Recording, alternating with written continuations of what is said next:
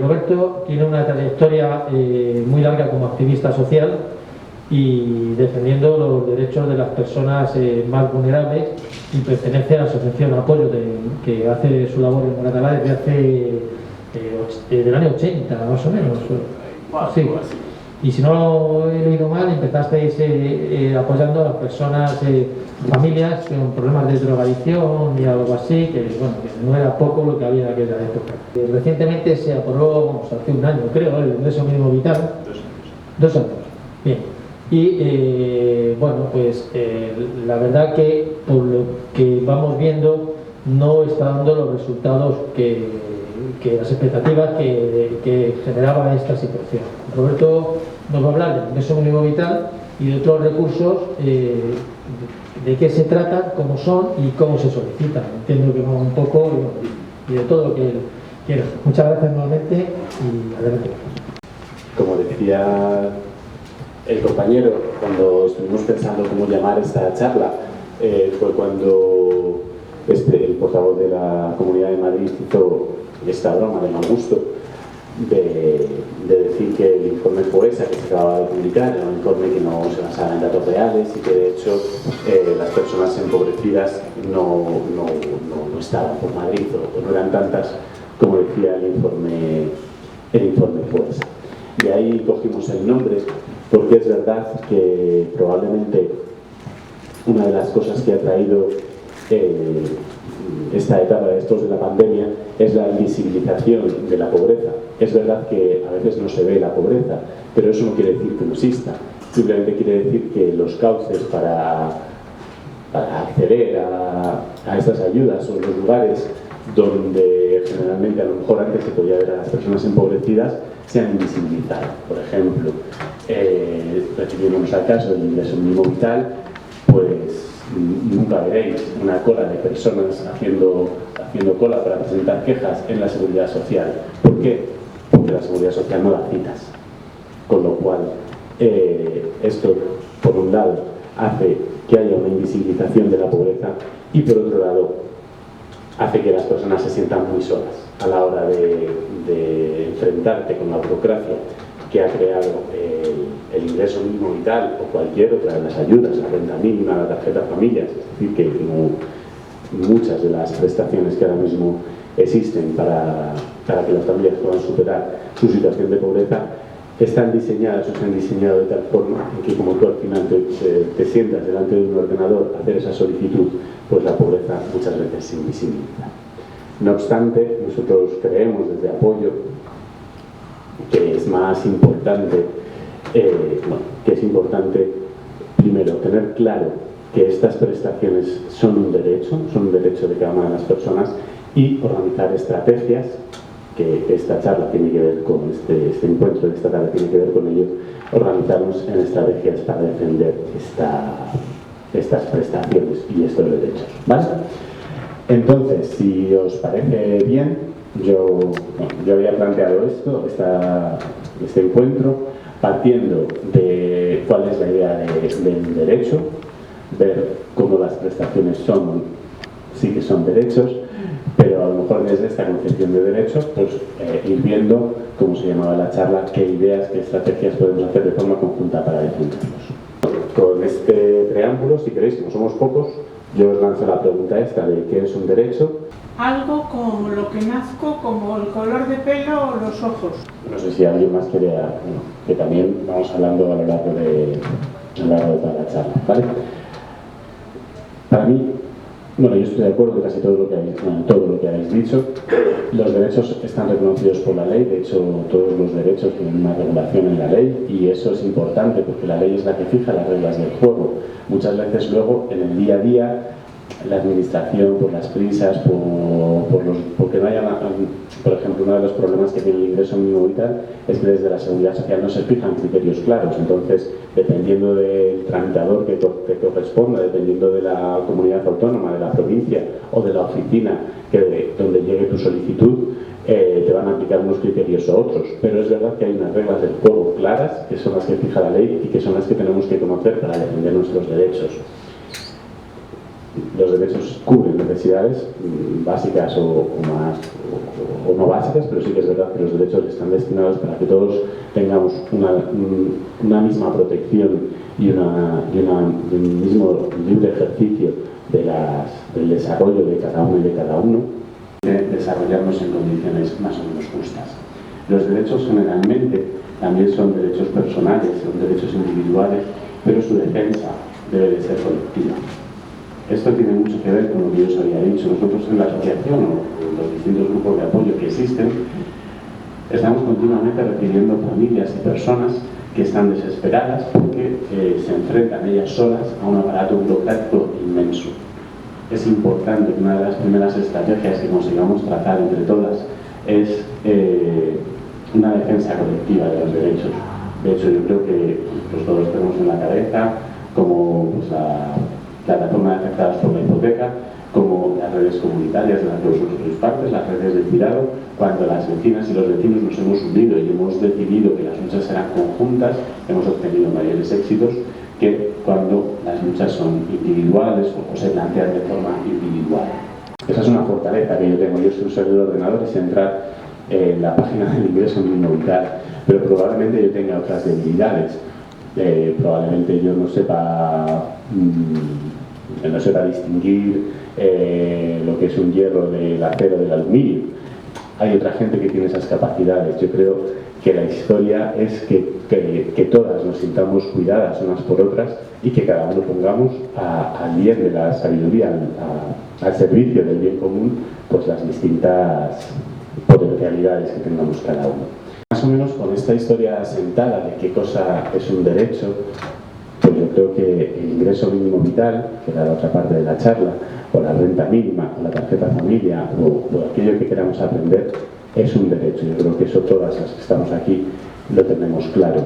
Y es desde ese convencimiento de que es un derecho y que ese derecho tiene unas reglas claras, desde donde nos tenemos que acercar a la administración a solicitarlo o a defendérselo a compañeras o compañeros que no tengan la capacidad o que lo entiendan menos.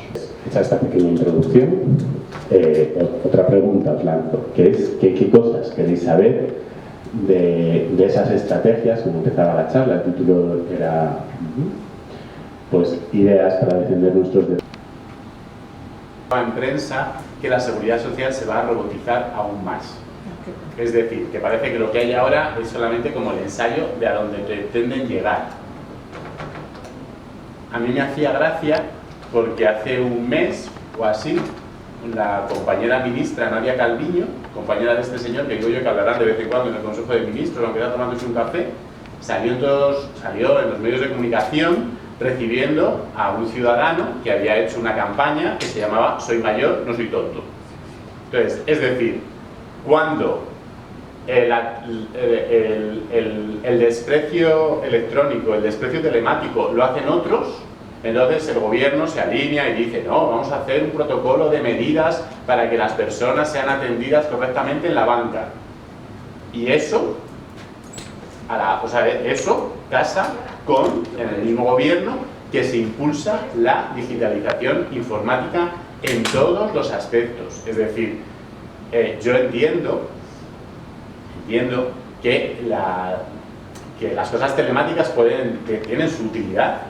Pues yo qué sé, si tú necesitas un padrón y lo puedes sacar con la clave permanente, pues te evitas un desplazamiento a servicios a la línea Madrid para sacarlo. Bien. Pero es que hemos llegado al absurdo en que se supone que una persona desempleada sabe qué prestación del SEPE le corresponde. Porque si tú entras en la página web del SEPE, lo que te pone es pida su prestación social, pida su prestación contributiva. ¿Cuál de todas ellas tengo que pedir? ¿Cuál es la que me corresponde? ¿Qué sé yo a qué tengo derecho? Y a mí eso, a mí me pasa con las prestaciones del SEPE, que son para mí la cosa más compleja del mundo. Es una cosa que cambia continuamente y ahora resulta que los ciudadanos, una vez que te quedas en paro, tienes que además saber qué prestación contributiva te corresponde. O pida su jubilación por internet, que es todo muy fácil. Bueno, a mí lo de pedir la jubilación me quedan unos años, pero no me parece nada fácil. No me parece nada fácil saber toda esa información. Antes, cuando existían servicios de información, de asesoramiento, en los servicios sociales, tú ibas y quejas al defensor del pueblo. ¿Por qué? Porque el defensor del pueblo, una vez al año, saca un informe. Y si el defensor del pueblo recibe no sé cuántas mil, no sé las que son necesarias para que te saquen en el informe, pero cuantas más quejas haya al defensor del pueblo del mal funcionamiento de cualquier administración, más posibilidades hay de que eso salga reflejado en el informe del defensor del pueblo. ¿Cómo se consiguió que la Comunidad de Madrid hace años pasara de tramitar las rentas mínimas en un año, que estaba tramitando rentas mínimas que tardaba un año, y pasara a 3 meses? Porque el defensor del pueblo les avergonzó, porque el defensor del pueblo hizo un informe donde dijo: la Comunidad de Madrid está cometiendo esta tropelía, está tardando en tramitar rentas mínimas más de un año. Pues salió en el defensor del pueblo, salió ese informe y lo arreglaron, lo bajaron a 3 meses con trampas. Bueno, el ingreso mínimo vital, en lo que decías tú del es una ley. Es una ley que, es verdad, ha tenido varias desde que el ingreso mínimo vital se aprueba el 29 de mayo de 2020, a través de un Real Decreto. Ese Real Decreto tuvo 3 o 4 modificaciones, una en septiembre y otra en febrero. Y finalmente se tramitó como ley. La ley final se aprobó, o sea, la ley vigente ahora mismo es la que se aprueba en diciembre, se aprueba el 21 de diciembre de 2021 y es la ley que ahora mismo existe. Esa ley dicta los criterios. Bueno, esa ley nos habla de que es un derecho subjetivo, y eso quiere decir que para tener acceso a él tú tienes que cumplir una serie de condiciones que pone en la propia ley, y que se basa en, y que tiene o que emana de la Constitución española. Es decir, es un derecho que reconoce derechos fundamentales reconocidos en la Constitución española. Exactamente en el artículo número 41 de la Constitución española, que hace, que garantiza el derecho a las prestaciones sociales suficientes ante una situación de necesidad. Eso contradice, antes lo hablábamos, pues las cuantías que hay ahora de 20 euros, de 28 euros, o una carta que a mí me enseñó la semana pasada una familia donde le reconocían un ingreso mínimo vital de 0 euros, cosa que yo no acabo de entender y que creo que va contra toda ley. Bueno, las características que tiene el ingreso mínimo vital es que te garantiza un nivel mínimo de renta. Esto es importante a la hora de lo que tú hablabas, de qué ha pasado con la renta mínima y qué cuantías hace. El ingreso mínimo vital funciona partiendo de las características de las personas que viven en una casa, que ellos llaman unidad de convivencia cuando son familia. Partiendo de esas características dice, pues a esta familia va a ingresar al año tanto dinero. A ese dinero que se fija que va a ingresar esa familia le resta los ingresos del año pasado, cosa que es un poco absurda, porque a lo mejor yo el año pasado no me iban tan mal las cosas, incluso me iban bien, y este año me van mal. El ingreso mínimo vital toma tus datos del año anterior, con lo cual, bueno, pues ahí hay un problema, porque la necesidad y la pobreza es ahora, y porque hay personas, por ejemplo, que el año pasado podrían perfectamente estar cobrando un subsidio de desempleo o una RAI, la renta activa de inserción, que son más o menos 430 euros al mes. El ingreso mínimo vital para una persona, ¿vale?, son 490 euros al mes. Pues si a ti te reconocen 490 euros a este mes y de resto lo que cobrabas el año, lo que percibías el año anterior, 430 al mes, pues estoy afirmando esta parte de garantizar un nivel mínimo de renta, pues acaba reducido al absurdo, porque te estoy reconociendo un ingreso mínimo vital de 60 euros. Eso es absurdo. Es verdad que existe un mecanismo que en la ley existe para evitar eso, que es pedir que el ingreso mínimo vital te lo referencien a los ingresos actuales. Pero yo no he visto todavía, aun pidiéndolo, no he visto ninguna resolución que no tenga en cuenta los ingresos del año anterior. El ingreso mínimo vital lo puedes pedir siendo parte de una unidad de convivencia o como persona individual. Aquí viene la primera Bueno, la primera cosa rara, bueno, o una más de las cosas raras del ingreso mínimo vital, y es que considera ellos su unidad de convivencia. Unidad de convivencia, el ingreso mínimo vital lo considera a todas aquellas personas que sean familia hasta segundo grado de consanguinidad o casados, o sea, segundo grado de consanguinidad o afinidad, que residan en un mismo domicilio. Es decir, si yo vivo con mi hermana, para el ingreso mínimo vital vamos a ser una sola unidad de convivencia. Si yo vivo con mis padres, para el ingreso mínimo vital vamos a ser una sola unidad de convivencia. Es decir, la unidad de convivencia del ingreso mínimo vital no se corresponde con el concepto coloquial de familia. ¿Cuáles son los requisitos de acceso para obtener el ingreso mínimo vital a día de hoy? Todas las personas de la familia, de la unidad de convivencia, ya sabemos que unidad de convivencia son las personas que comparten un domicilio y tienen grado de consanguinidad hasta segundo grado o de afinidad, tendrán que tener residencia legal y efectiva en España de haberla tenido durante un año. Esto es otra gran dificultad, porque hay familias que a lo mejor, familias de personas que han nacido en otros países, familias migrantes, que a lo mejor un miembro tiene papeles, otros no lo tienen. Pero bueno, el primero es tener residencia legal y efectiva en España. Ahí, en el cambio de ley que hubo a principios de este año, que fue efectivo el 1 de enero, hubo una mejora, y era que cuando una familia reagrupa a un hijo, el reagrupamiento de un hijo lo entienden como un nacimiento, es decir, está exento de cumplir ese requisito, porque hasta enero de este año, si tú tenías tu ingreso mínimo vital en tu familia y si te ocurría reagrupar a tu hijo, eso también suponía que perdieras el ingreso mínimo vital. Pero bueno, ahora eso está pasado, o sea, está superado. Y siempre es verdad que una de las cosas buenas que tiene el ingreso mínimo vital es que tiene una especial protección con las víctimas de violencia de género, con las víctimas de trata. Bueno, el segundo requisito es que si la persona beneficiaria tiene menos de 30 años, el ingreso mínimo vital, una de las cosas que no cumple la Carta Social Europea es por una diferenciación que hace de los menores de 30 años, a los cuales les pone unos condicionantes distintos al resto de personas. Entonces, si tú vas a pedir el ingreso mínimo vital y tienes menos de 30 años, aparte de cumplir los requisitos generales, tienes que cumplir otros específicos, que son que has tenido que vivir fuera de casa de tus padres durante el último año y que tienes que haber cotizado a la Seguridad Social durante al menos 12 meses. No hace falta que sean 6. Y luego las personas beneficiarias, si forman parte de una unidad de convivencia, tienen que haber constituido esa unidad de convivencia durante al menos 6 meses. ¿Vale? Entonces, los requisitos de acceso que tú preguntabas básicamente son: si formas parte de una unidad de convivencia, que todos tengáis residencia legal en España durante un año, y que la unidad de convivencia esté constituida desde hace al menos 6 meses.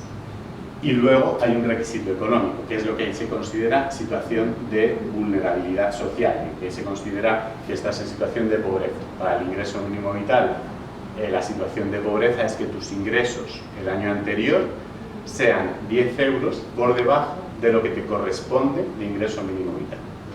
Y luego no ser administrador de una empresa. Eso está dando muchos problemas también a personas que han sido autónomas en algún momento de su vida. ¿Qué ha pasado con las rentas mínimas, etcétera? A ver, el ingreso mínimo vital es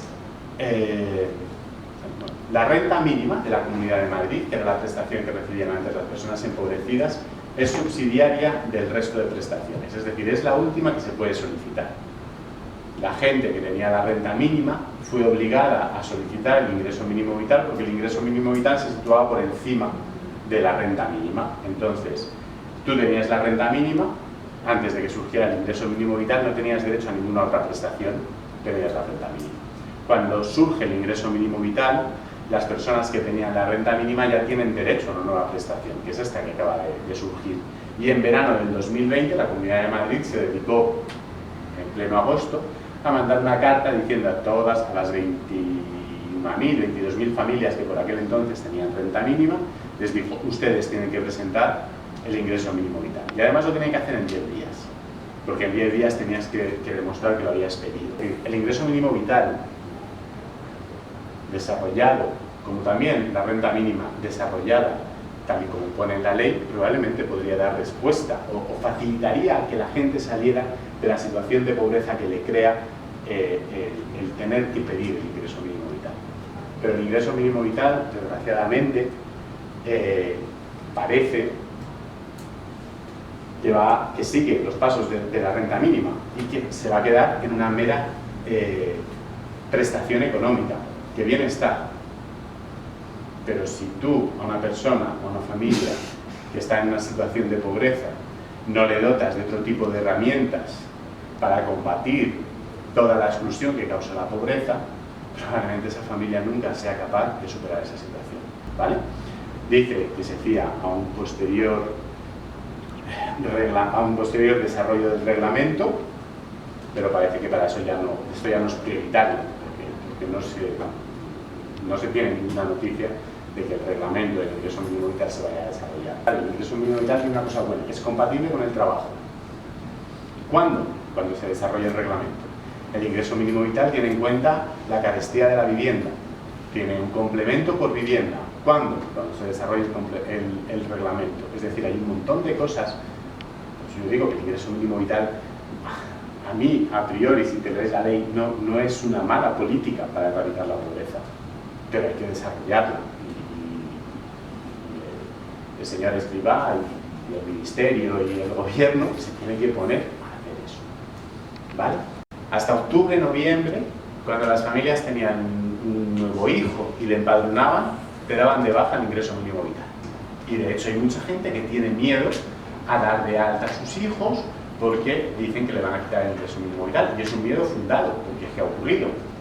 Pero para evitar el mal trago de que a la gente se lo quiten, nosotros lo que estamos haciendo es solamente informar cuando el pequeño esté empadronado y tenga su DNI. Tres miedos: que mi hijo se vaya de casa.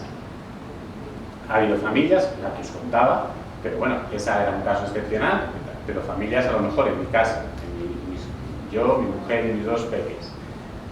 Si Carmen, que es mi hija, se va de casa, el ingreso mínimo vital también considera que hay una nueva unidad de convivencia, porque antes éramos 4 y hemos pasado a ser 3. Y el ingreso mínimo vital estaba, hasta antes de Navidad, dando de baja esas unidades de convivencia porque decía que eran unidades de convivencia distintas. Lo que pasó con la renta en diciembre de 2020, a ver, el ingreso mínimo vital obliga a hacer la declaración de la renta. Cuando en mayo de 2021 se hizo la declaración de la renta, a muchas personas que en el año 2020 habían cobrado la renta mínima, se les contabilizó renta mínima como rendimiento del trabajo. A otras personas se les contabilizó lo mismo que habían ingresado de ingreso mínimo vital en los 6 últimos meses como rendimiento del trabajo. ¿Qué es lo que pasa? Que la Seguridad Social, el ordenador de la Seguridad Social, dice, pues si aquí hay un rendimiento del trabajo que está mal puesto en la declaración de la renta, pero la gente hacía la declaración de la renta y nuestra preocupación, también la mía, era, sale a cero, pues ya está, sale a cero. No teníamos en cuenta que había un error, y era que la renta mínima se estaba contabilizando como si hubieras estado trabajando. Cuando se hace la revisión de la cuantía correspondiente al año 2021, que se tiene en cuenta los datos de 2020, el ordenador de la Seguridad Social dijo, anda, mira, aquí hay un trabajo, se lo descuento de la renta, Y ha habido muchas personas que le han descontado de su cuantía lo que había percibido en el año 2020 de ingreso mínimo vital, de renta mínima. Y el otro gran miedo es qué pasa si yo empadrono a una persona que no sea un niño.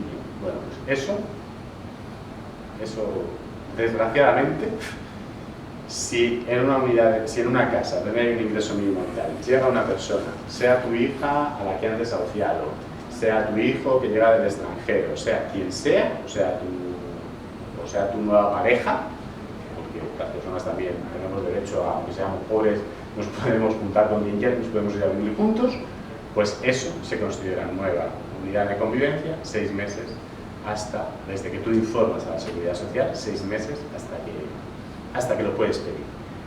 Y otra constatación que nos da la experiencia, y esto de la sabiduría colectiva que os decía antes, era que Seguridad Social está cruzando datos con Padrón muy frecuentemente. Es decir, que en el momento que hay un cambio en el Padrón, Seguridad Social se da cuenta y te lo notifica. Otra de las cosas que les funciona a la perfección es cruzar datos con el SEPE. En el momento que a una persona se le pasa, y eso podemos advertir a la gente que no se os pase nunca el sellar del paro, porque en el momento, o sea, sí que deben de tener un sistema muy afinado de cruce de datos, porque en el momento que se te olvida sellar cada 3 meses, y ha habido, durante la pandemia el paro se sellaba automáticamente, luego se decidió que había que volver a ir a las oficinas a sellar, mucha gente no se enteró. Pues ha habido gente que ha recibido, y es verdad que simplemente han recibido cartas informativas diciéndole que tenía que sellar. Pero bueno, que si no recibes la carta informativa, lo siguiente probablemente sea una extinción. Bueno, pues esas son así como los miedos o las cosas así que más barrabasadas estamos viendo nosotros en el último tiempo.